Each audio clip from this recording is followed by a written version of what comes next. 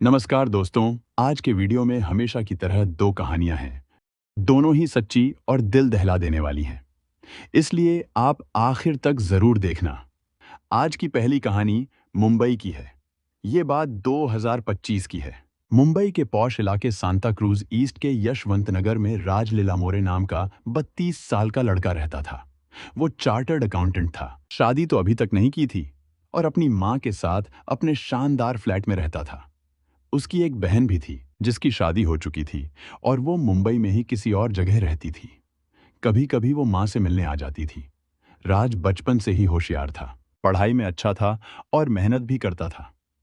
मेहनत की वजह से उसने सीए की परीक्षा पास कर ली और एक कंपनी में चार्टर्ड अकाउंटेंट की नौकरी मिल गई। उसकी सैलरी भी ठीक ठाक थी, इसलिए उसका रहन सहन अच्छा था। घर में किसी चीज की कमी नहीं थी, सब कुछ था। माँ के अलावा उसकी कोई जिम्मेदारी नहीं थी, इसलिए ऑफिस और घर के कामों के अलावा उसे कुछ और करने की जरूरत नहीं पड़ती थी। फ्री टाइम में वो अपने कुछ खास दोस्तों के साथ घूमने निकल जाता था। बाकी आजकल के लड़कों की तरह राज भी सोशल मीडिया पर एक्टिव रहता था।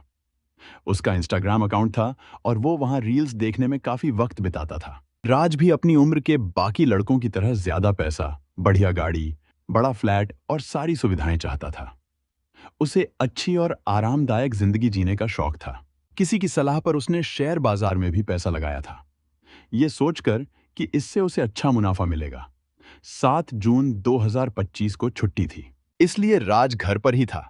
माँ उसके कमरे में चाय देने आई। तभी राज के फोन पर कॉल आया, सबा कुरैशी नाम की एक लड़की का। राज ने फोन नहीं उठाया, लेकिन माँ ने कहा कि वो आज घर आने वाली है। ये सुनकर राज थोड़ा परेशान हो गया। इतने में दरवाजे की घंटी बजी। राज की माँ ने दरवाजा खोला तो बाहर एक लड़का और एक लड़की खड़े थे। उन्होंने बिना कुछ कहे दरवाजा धक्का देकर अंदर आ गए। दोनों ने पूछा, राज कहाँ है? माँ ने कमरे की तरफ इशारा किया। उनके अजीब बर्ताव से माँ थोड़ी घबरा गई, लेकिन उसने सोचा शायद कोई ऑफिस का मामला होगा और वो अपने कमरे में चली गई। तभी सबा कुरैशी और उसका दोस्त राहुल परवानी सीधे राज के कमरे में घुस गए। फोन क्यों नहीं उठा रहा था, कहते हुए दोनों ने राज से ऊंची आवाज में बात करनी शुरू कर दी। मां को उनकी आवाज हॉल तक सुनाई दे रही थी। दोनों काफी देर तक राज से बहस करते रहे। मां हॉल में आई तो देखा कि राज, सबा और राहुल जोर जोर से बात कर रहे थे। उनकी बातें सुनकर लगा जैसे वे राज को धमका रहे हों। मां को अजीब लगा और उसने पूछा कि क्या हो रहा है, लेकिन दोनों ने उसे उल्टा डांट दिया। मां से इस तरह बात करते देख राज बहुत परेशान हुआ, पर कुछ कह नहीं पाया। तभी राहुल ने उसे धमकी दी कि अगर राज नहीं माना तो नतीजे बुरे होंगे।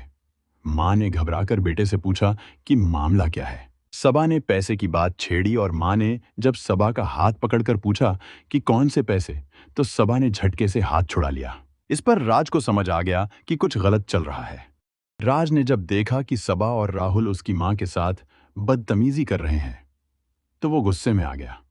सबा ने हद पार करते हुए उसकी मां के गाल पर थप्पड़ मार दिया। ये देखकर राज भड़क उठा। उसका गुस्सा देखकर सबा और राहुल घबरा गए और जल्दी से वहां से निकल गए। जाते जाते सबा और राहुल ने राज को धमकी दी कि अगर उसने पैसे ट्रांसफर नहीं किए तो उसकी हालत खराब हो जाएगी। घटना के बाद राज डर गया। दोनों के जाने के बाद वह सोफे पर बैठ गया। उसकी मां पास आई। बिना वजह मां को परेशान होते देखकर राज और भी दुखी था। उसने मां से पूछा कि कहीं ज्यादा चोट तो नहीं लगी। मां ने आंखें भरकर देखा और कहा कि ज्यादा चोट नहीं लगी, सब ठीक हो जाएगा।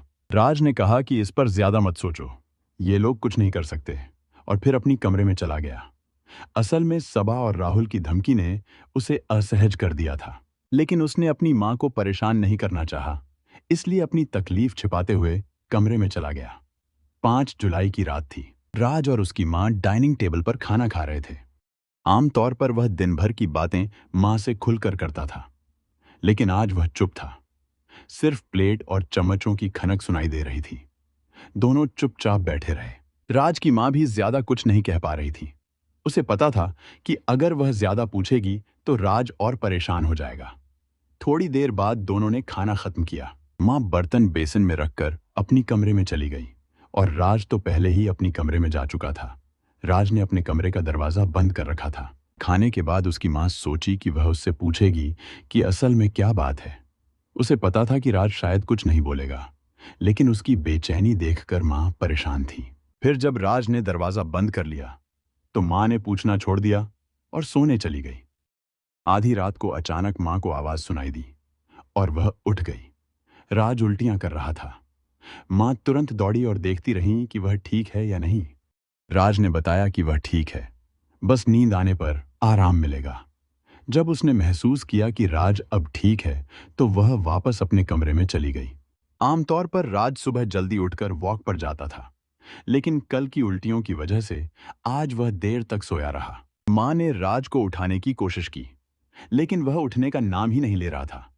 उसकी हालत देखकर माँ को शक हुआ और उसने अपनी बेटी को बुलाया। दोनों मिलकर राज को कूपर हॉस्पिटल ले गए। डॉक्टरों ने जांच की तो पता चला कि राज ने कोई जहरीला पदार्थ खा लिया था और उसकी हालत गंभीर थी। डॉक्टरों ने इलाज शुरू किया, लेकिन राज को बचाया नहीं जा सका। उसकी मौत हो गई। यह खुदकुशी का मामला था, इसलिए अस्पताल ने तुरंत वाकोला पुलिस थाने को जानकारी दी। पुलिस अस्पताल पहुंची, राज के शव की जांच की और रिपोर्ट तैयार की। रिपोर्ट में बताया गया कि मौत जहरीला पदार्थ खाने के कारण हुई थी। इसे आत्महत्या का मामला मानते हुए पुलिस ने वाकोला थाने में केस दर्ज किया। पुलिस ने जांच शुरू की तो राज की मां ने अपने बयान में सारी बात बताई। उन्होंने कहा कि राज पिछले कुछ दिनों से बहुत परेशान था। सबा कुरैशी और राहुल परवानी नाम के दो लोग उसे बार बार धमका रहे थे। एक दिन वे दोनों घर भी आए थे और उन्होंने वहां झगड़ा किया था। मां के बयान के बाद पुलिस ने राज के कमरे की तलाशी ली। वहां से 3 पन्नों का एक नोट मिला, जिसमें राज ने अपनी परेशानियों के बारे में लिखा था और बताया था कि वह किस वजह से ऐसा कदम उठा रहा है। नोट से पता चला कि सबा कुरैशी और राहुल परवानी ने राज को ब्लैकमेल करके उससे भारी रकम ऐंठी थी। उन्होंने राज को उसके ही कंपनी अकाउंट से पैसे निकालने पर मजबूर किया। नोट में लिखा कि 26 साल का राहुल शेरू परवानी और 22 साल की सबा इकबाल अहमद कुरैशी ने उसे ब्लैकमेल करके उसकी सारी जमा पूंजी ले ली। उन्होंने उसे धमकाया और 2,44,80,000 रुपए और 2,60,000 रुपए वसूल किए। साथ ही राज के नाम पर एक महंगी कार भी खरीदी गई, जिसकी किस्तें राज ही चुका रहा था। राज ने आगे लिखा कि उसकी मां को इस बारे में कोई जानकारी नहीं थी, ताकि उन्हें कोई परेशानी न हो। नोट के 3 पन्ने थे। पहले पन्ने में सबा और राहुल के किए गए कारनामों का जिक्र, दूसरे पन्ने में मां के लिए माफीनामा, तीसरे पन्ने में कंपनी के अकाउंट में की गई हेराफेरी का कबूलनामा। राज ने लिखा कि उसने अकाउंट में गड़बड़ी की, लेकिन यह उसकी गलती नहीं थी। उसे ऐसा करने के लिए मजबूर किया गया था और इसमें किसी और कर्मचारी का कोई हाथ नहीं था। पैसों की बड़ी परेशानियों के कारण राज ने यह कदम उठाया। सबा कुरैशी और राहुल परवानी की वजह से उसकी आर्थिक हालत बहुत खराब हो गई थी। नोट और बाकी घटनाओं के आधार पर पुलिस ने वाकोला थाने में राजलीला मोरे की मौत का मामला दर्ज किया और राहुल परवानी और सबा कुरैशी के खिलाफ कार्रवाई शुरू की। पुलिस ने राज की मां से और पूछताछ की। तब उसने बताया कि सबा कुरैशी और राहुल परवानी 7 जून को घर आए थे और राज को उसके वीडियो वायरल करने की धमकी दी थी। उस दिन से राज काफी परेशान रहने लगा था। सबा और राहुल लगातार उसे धमकाते रहते थे। राज ने पुलिस में इसकी शिकायत भी की थी, लेकिन कोई कार्रवाई नहीं हुई।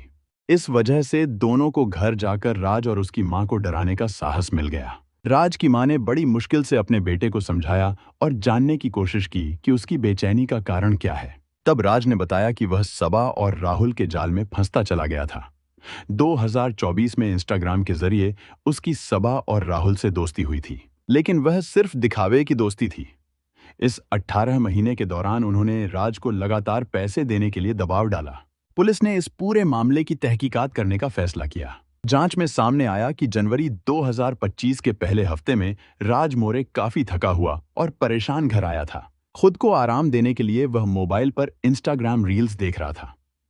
तभी उसकी नजर एक खूबसूरत लड़की के फोटो पर पड़ी। वह बहुत अच्छी लग रही थी। राज को उसके फोटो इतने पसंद आए कि उसने उसे फॉलो किया और सब्सक्राइब भी कर लिया। इसके बाद जब भी वह इंस्टाग्राम खोलता, उसके फोटो देखता और तुरंत लाइक कर देता। कुछ ही समय बाद उस लड़की ने उसे फ्रेंड रिक्वेस्ट भेजी और मोबाइल नंबर भी पूछा। लड़की एक मॉडल थी और उसका नाम सबा इकबाल अहमद कुरैशी था। इतनी खूबसूरत मॉडल द्वारा फ्रेंड रिक्वेस्ट भेजना और नंबर मांगना राज के लिए बहुत खुशी की बात थी। इसके बाद दोनों के बीच बातचीत बढ़ने लगी। जांच में पता चला कि जब सबा ने राज का प्रोफाइल देखा तो उसे समझ आ गया कि राज एक बड़ी कंपनी में काम करता है और अच्छी सैलरी पाता है। यह देखकर उसके मन में लालच आ गया। उसे लगा कि अब उसे एक अच्छा शिकार मिल गया है। उसी समय उसने राज से मिलने की प्लानिंग कर ली। राज को यह सुनकर खुशी हुई और वह मिलने को तैयार हो गया। तय हुआ कि शनिवार की शाम एक बड़े रेस्टोरेंट में मिलेंगे। राज पूरी तरह तैयार होकर रेस्टोरेंट पहुंचा। सबा पहले से ही वहां मौजूद थी और उसके साथ एक युवक भी था। सबा ने राज का हाथ मिलाया और उसके साथ उस युवक से भी परिचय कराया। वह युवक राहुल शेरू परवानी था। इस मुलाकात में सबा ने राज से कहा कि वह शेयर मार्केट का बिजनेस शुरू करना चाहती है और इसके बारे में राहुल को ज्यादा जानकारी है। इसके लिए उसे राज की मदद चाहिए। तीनों ने इस मौके पर काफी लंबी बातचीत की। राज सबा की खूबसूरती से प्रभावित हो गया। राहुल भी बातचीत में चतुर और मजेदार था, जिससे राज पर असर पड़ा। राज को लगा कि इनके साथ मिलकर वह ज्यादा पैसा कमा सकता है और इसी सोच में वह धीरे धीरे उनके जाल में फंसता गया। इसके बाद फोन पर सबा और राज के बीच बातचीत होने लगी। अब वे दोनों किसी अकेले जगह पर भी मिलने लगे। राज सबा की सुंदरता से पूरी तरह प्रभावित हो गया था।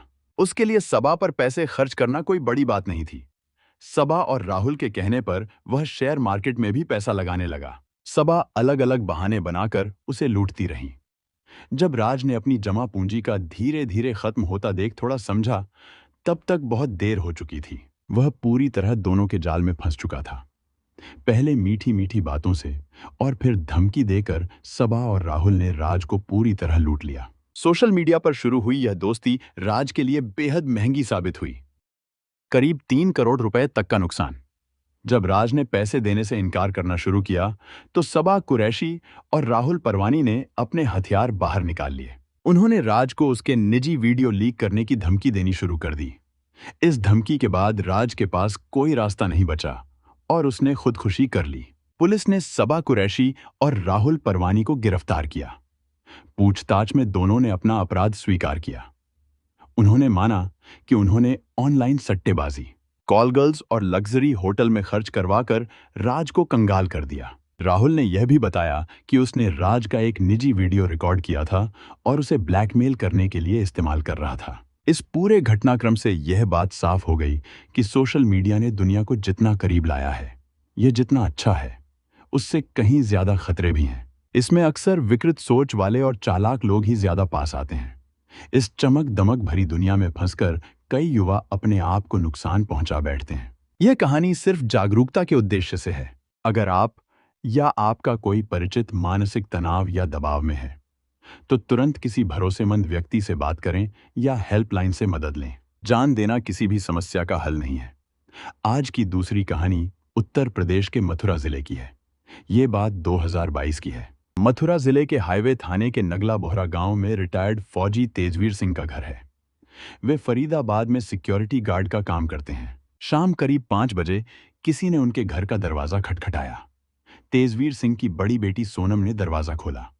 बाहर एक लड़का था जो शादी का कार्ड और मिठाई का डिब्बा लेकर अंदर आ गया। अनजान लड़के को देखकर मां कुछ पूछ ही पाती। इससे पहले उसने शादी के कार्ड में छिपा चाकू निकालकर तेजवीर सिंह की बेटी सोनम पर ताबड़तोड़ वार करने शुरू कर दिए। बेटी को बचाने के लिए जब मां सुनीता बीच में आई, तो उसने उन पर भी चाकू से हमला कर दिया। घर में दाखिल होते ही उसने खून की होली खेल दी। शोर सुनकर जब आसपास के लोग दौड़े, तो लड़के ने खुद के सीने और पेट पर भी कई वार कर लिए। वह गंभीर रूप से घायल होकर वहीं गिर पड़ा। यह घटना 19 जून 2022 की है। घर के अंदर हुए इस खून खराबे को देखकर सोनम की छोटी बहन और भाई का बुरा हाल हो गया। चारों तरफ खून बिखरा देख वे डर के मारे कांपने लगे। सोनम की मौके पर ही मौत हो गई, जबकि मां सुनीता गंभीर हालत में जमीन पर पड़ी थीं। फर्श पर पड़ी सोनम की लाश और उसके आसपास फैला खून, ये मंजर देखकर हर किसी के रोंगटे खड़े हो गए। कृष्ण की नगरी मथुरा में प्यार जैसे शब्द की सारी खूबसूरती उस दिन मिट गई थी। इसी बीच भीड़ में से किसी ने हाईवे थाने की पुलिस को खबर दे दी। सूचना मिलते ही थाना प्रभारी अजय कौशल अपनी टीम के साथ मौके पर पहुंच गए। पुलिस ने जल्दी में ग्रामीणों की मदद से घायल सुनीता और उस युवक को अस्पताल भिजवाया। सुनीता को सिटी हॉस्पिटल और हमलावर को जिला हॉस्पिटल में भर्ती कराया गया। हालत बिगड़ने पर युवक को आगरा के एसएन मेडिकल कॉलेज रेफर कर दिया गया। दोनों की हालत काफी नाजुक थी। एसपी सिटी मार्तन प्रकाश सिंह ने बताया कि हमलावर युवक और मृतका की मां सुनीता दोनों गंभीर रूप से घायल है। इसलिए उनसे अभी पूछताछ नहीं हो सकी है। युवक के बैग से उसका आधार कार्ड मिला है। घटना की गंभीरता को देखते हुए थाना प्रभारी ने तुरंत अपने उच्च अधिकारियों को सूचना दे दी। खबर मिलते ही एसपी सिटी मार्तंड प्रकाश सिंह और सीओ रिफाइनरी धर्मेंद्र चौहान मौके पर पहुंच गए। फोरेंसिक टीम को भी जांच के लिए बुला लिया गया। पुलिस और फोरेंसिक टीम ने मौके से चाकू, मिठाई का डिब्बा और एक बैग बरामद किया। बैग में ट्रेन की टिकट और पहचान पत्र मिले। पुलिस ने सभी चीजें कब्जे में लेकर जांच शुरू कर दी। मौके की कार्रवाई पूरी करने के बाद सोनम के शव को पोस्टमार्टम के लिए भेज दिया गया। इस डरावनी वारदात ने पूरे इलाके को हिला दिया। गांव में लोग तरह तरह की बातें कर रहे थे। कोई कह रहा था कि वो लड़का कौन था, तो कोई पूछ रहा था कि उसका फौजी के परिवार से क्या झगड़ा था। लेकिन यह सब सिर्फ बातें थीं। असली सच किसी को नहीं पता था। अब सच्चाई का पता लगाना हाईवे थाना पुलिस के जिम्मे था। घटना की खबर मिलते ही फरीदाबाद से फौजी तेजवीर सिंह मथुरा पहुंच गए। उनकी शिकायत पर हाईवे थाना पुलिस ने उस युवक के खिलाफ मामला दर्ज कर लिया। पुलिस ने अपने स्तर पर जांच शुरू की और परिवार के साथ साथ आसपास के लोगों से भी पूछताछ की। शुरुआती जांच में पता चला कि सोनम की युवक से फेसबुक पर जान पहचान हुई थी। शक जताया गया कि युवक ने एक तरफा प्यार में आकर यह खौफनाक वारदात की। घायल युवक की पहचान उसके पास मिले आधार कार्ड से हुई। वह 23 साल का शिवम कश्यप था, जो मुजफ्फरनगर के नई मंडी थाने के गांव ककुड़ा का रहने वाला था। पुलिस ने शिवम के परिवार को भी घटना की सूचना दी। खबर मिलते ही उसके घर वाले देर रात आगरा के अस्पताल पहुंच गए। रिटायर्ड फौजी तेजवीर सिंह के परिवार में पत्नी सुनीता के अलावा 2 बेटियां और एक बेटा है। बड़ी बेटी सोनम 17 साल की थी, जबकि छोटी बहन की उम्र 16 साल थी। दोनों से छोटा एक बेटा था। सोनम रतनलाल फूल कटोरी सीनियर सेकेंडरी स्कूल में 9वीं कक्षा में पढ़ती थी। तेजवीर सिंह का सपना था कि उनकी बेटी पढ़ लिख कर जिंदगी में कुछ बड़ा करे। पुलिस ने सोनम की छोटी बहन और बाकी घर वालों से गहराई से पूछताछ की। जांच आगे बढ़ने पर जो कहानी सामने आई उसने सबको हैरान कर दिया। लडो ऐप पर ऑनलाइन लूडो खेलते समय लगभग 3 साल पहले मुजफ्फरनगर के शिवम कश्यप उर्फ अवी की पहचान मथुरा की सोनम से हुई थी। खेल खेल में दोनों की दोस्ती हो गई। धीरे धीरे दोनों के बीच नजदीकियां बढ़ीं और नोएडा में दोनों की 2 बार मुलाकात भी हुई। इस दौरान उन्होंने एक दूसरे के मोबाइल नंबर भी ले लिए। इसके बाद अक्सर दोनों के बीच बातचीत होने लगी। सोनम की छोटी बहन को भी अपनी बड़ी बहन की यह दोस्ती पता थी। जब 2 युवा दिल मिलते हैं तो उनके दिलों में मोहब्बत के गीत गूंजने लगते हैं। उन्हें खाने पीने जैसी रोजमर्रा की चीजें भी कम मजेदार लगती हैं। बस यही चाहत होती है कि हर पल अपने प्यार के साथ रहें। किशोर उम्र में दोनों इस प्यार में पूरी तरह बह गए और बिना सोचे समझे भविष्य के सपने संजोने लगे। सोनम और युवक के बीच चल रहे इस मोहब्बत के खेल की खबर जब घर वालों को लगी तो मां सुनीता ने अपनी बेटी सोनम को चेताते हुए उसके युवक से बातचीत पर रोक लगा दी। सोनम ने भी शिवम को साफ बता दिया कि फिलहाल फोन पर बात नहीं करनी है। जैसे मछली बिना पानी के तड़पती है, वैसे ही सोनम और उसका प्रेमी शिवम उर्फ अवी भी तड़पने लगे। मां द्वारा प्यार पर रोक लगने से अवी गुस्से में आ गया। वह सोनम से शादी करने का दबाव डाल रहा था। घर वालों के मना करने पर उसने सोनम के घर वालों से सीधे बात करने का निर्णय लिया। शिवम मुजफ्फरनगर के श्रीराम कॉलेज में बीसीए के अंतिम वर्ष का छात्र था। उसके पिता की दुकान थी, लेकिन घाटा होने के कारण दुकान बंद हो गई। शिवम के एक भाई और एक बहन भी हैं। उसने अपने घर वालों को बताया कि वह एक नौकरी के इंटरव्यू के लिए जा रहा है। शिवम सोनम की मां सुनीता से मिलने के लिए 19 जून को मुजफ्फरनगर से सुबह 8:30 बजे ट्रेन में मथुरा के लिए रवाना हुआ था। उसने चाकू मुजफ्फरनगर से ही खरीद लिया था और मथुरा पहुंचकर गोवर्धन चौराहे से मिठाई भी खरीदी थी। शाम 6 बजे वह सोनम के घर पहुंचा। वह मां से बातचीत कर मामले को समझाने आया था, लेकिन बहस के दौरान उसने अचानक सोनम पर चाकू से वार कर दिया। जब सोनम ने उसे रोकने की कोशिश की तो शिवम ने चाकुओं से हमला कर दिया। उसने सोनम और सुनीता को गंभीर रूप से घायल कर इस सनसनीखेज वारदात को अंजाम दिया। पकड़े जाने के डर से उसने खुद को भी चाकू मारकर घायल कर लिया। सुनीता की कमर और पीठ पर 2 वार किए गए, जबकि सोनम की पीठ पर 3 चाकू के वार थे जो आर पार गए। इन वारों की ताकत से सोनम का दिल और फेफड़े पूरी तरह फट गए थे। पोस्टमार्टम रिपोर्ट में यह स्पष्ट हुआ कि सोनम की मौत का कारण यही चाकू के वार थे। शिवम अपने घर से नौकरी के इंटरव्यू के बहाने निकला था, लेकिन उसके मन में जो चल रहा था उसे कोई नहीं जानता था। घटना की खबर मिलते ही उसके घर वाले आगरा पहुंच गए। पुलिस की कस्टडी में उसका इलाज जारी था। मथुरा में हुई इस सनसनीखेज वारदात ने प्रेम के 2.5 अक्षरों की मासूमियत को ही दफन कर दिया। कहते हैं कि इश्क अच्छे अच्छों का दिमाग खराब कर देता है। दिल दहलाने वाली इस घटना ने कृष्ण की नगरी मथुरा के नगलाबोहरा गांव में खौफ का माहौल पैदा कर दिया। मृतका सोनम की छोटी बहन ने बताया कि फेसबुक के जरिए दोनों की दोस्ती हुई थी, लेकिन घर वालों ने सोनम पर रोक लगा दी थी। इस वजह से सोनम ने प्रेमी अवि से बात करने से मना कर दिया। नाराज होकर अवि ने सोनम की हत्या और खुदकुशी करने की योजना बनाई। उसने शादी के कार्ड में चाकू छिपाकर कार्ड देने के बहाने घर में घुसा और हमला कर दिया। बीच में मां के आने पर उसने उन्हें भी घायल कर दिया। आजकल कई ऑनलाइन गेम्स खेलने वाली युवा पीढ़ी किस दिशा में जा रही है, इस पर परिवारों को ध्यान देना जरूरी है। ऑनलाइन गेम खेलने वालों के व्यवहार में बदलाव देखा जा सकता है, इसलिए युवा पीढ़ी की हरकतों पर परिवार की पैनी नजर होना चाहिए।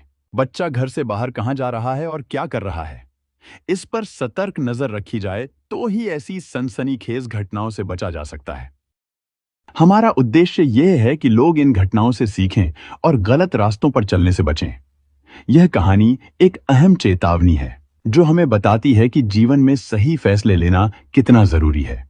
हमें मिलकर एक बेहतर समाज बनाने की कोशिश करनी चाहिए, जहां प्यार और ईमानदारी की अहमियत हो। ऐसी सच्ची घटनाओं और उनसे मिले संदेशों के साथ मैं फिर लौट कर आऊंगा। तब तक के लिए सुरक्षित रहें, सतर्क रहें और याद रखें कि हर कदम सोच समझकर उठाएं।